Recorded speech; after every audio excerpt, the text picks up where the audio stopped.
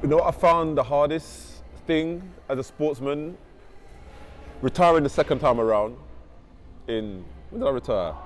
Were we in 2019? This year, last year when I retired.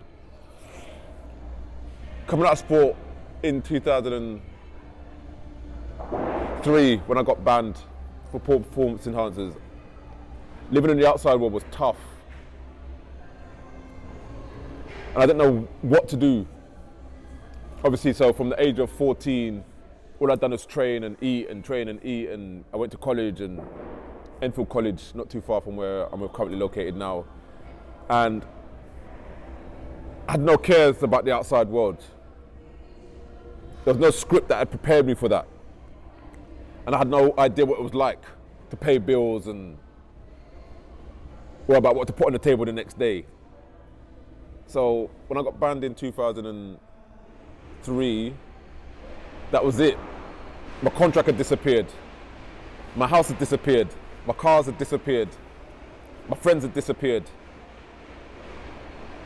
And me as a person, that kind of disappeared too. I didn't know who I was anymore. Without the glitz and the glamour and newspapers calling my name and being plastered everywhere, I didn't even know who I was. And then when I just sat down on my bum just thinking, what the hell have I just done? That's when that bubble that I was being enclosed in had just popped. And there was an episode when I got a call up to go on to Hell's Kitchen. I was on the very, very first one, Hell's Kitchen, with Gordon Ramsay. And I was still recovering from my wounds as such, in the terms of just being suspended and being out of the sport. And I got called to go on the show. And when I went on the show, it was all great because I had people around me. And I got into the show, and I remember the first few nights I was kind of struggling, but I kept on remaining around people because this was the first time I'd kind of almost been on my own. And I remember one night, it must have been the second or third night being in the show. And I got in my room and I couldn't believe how much I cried. That whole night I just cried because I think the reality of what actually took place actually hit home. And I never cried so much in my life. There's crying when you used to get licks as a child, but this type of crying was an emotional and all the frustration and everything that's had built up and the reality of what I'd actually done. And going into that show, I'd commanded, my agent that I was working for at the time had commanded a fee. And he goes, Dwain, I phoned him up, mate, I can't stay in here no more, I've got to get out. And he goes, if you leave now, you lose all your money. I said, I don't care. I mean, I really don't care. I've lost everything already. Everything I built up, I just lost and chucked that in the bin. And it's not even worth picking up because it's just ruined. And I think a couple of days, a day or so, I think that day I started crying. I just left the show. I couldn't handle it no more. And leading up to that point, I'd never ever been on my own from the moment I got suspended. I'd never been on my own. I had a lot of people around me. I just never ever went to bed on my own. And a lot of women around me. It's all right, my wife knows about all these things. It's not a big deal. But at that time, I just didn't know how to handle it. So I sought refuge in my friends in the daytime and women at night. And that's the only way I could find security in myself. But once all that had been stripped away from me, I felt frail and insignificant. And I didn't know where I stood in this big, massive world we was in. So that's when life really hit home, and being a sportsman. And I can now see why so many sportsmen struggle when they lose that glory that's been there, the names being called, the free lifestyle, the life, the money, the cars, the holidays, not having to worry about a bill, not having to worry about nothing. When that's stripped away, I get that. And why they go through depression, why they pick up more drugs, why they pick up alcohol. I don't know if I ever went through that extreme, and I don't know if I will going ahead. I don't know how I'm coping with what I'm going through. A lot of people always ask me, how did you get over it? I said, I don't know how I got through it. Don't get me wrong, I prayed a hell of a lot. My mum prayed for me, I got God on my side. So I believed in it, but even though I had the belief, I didn't think it was ever possible. You know, so There was so many times I just wanted to pack it in. And when I mean pack it in, go on top of suicide bridge and jump off. I thought about it, but I was never brave enough to do it. I thought if I do that, then what happens? Yes, I made a mistake, but everyone makes mistakes. Yes, I made a mistake. I made a mistake on a global level where the whole world was able to see at what I'd done. But it's not that bad where I have to go and take my own life for it. So I thought, no, D, don't do that. And I'm glad I made the decision not to, because months later, my partner, then we had our first child, Sky, and that just kind of gave me a new lease of life, having somebody else to think about and put my time and energy into. And having a child kind of does change you as a person. You want to come home and look after him or her. And, you know, since then I've had 2 more kids. I made my job even more harder. But yeah, that really put into perspective life, and it's not easy out there, but you've just got to find a way to get through. And once you can keep on weathering these storms, every day from that moment I got banned was just screwed up. I never went out in the daytime, I always shop at night time. I couldn't face the embarrassment of seeing people. So with that, I just thought, right, I need to fix this, but I didn't know how. Like again, there was no blueprint to people going through this type of episode and getting through it. How was I going to get through it? So I thought, all right, D, let me just find a way, take each day as it comes, and just keep working towards your goal. My goal was to get back and run, but I couldn't see how I was going to do that because I was already banned. And I couldn't see myself surviving 2 years without doing what I love. But somehow I got through. It wasn't easy, and I'm still fighting my way through life. But I'm enjoying a lot more what I do now in terms of taking all this knowledge that I've got from my experiences on the highs and the lows, the successes, the pitfalls, dealing with contracts, dealing with agents, dealing with myself, dealing with friends, dealing with families.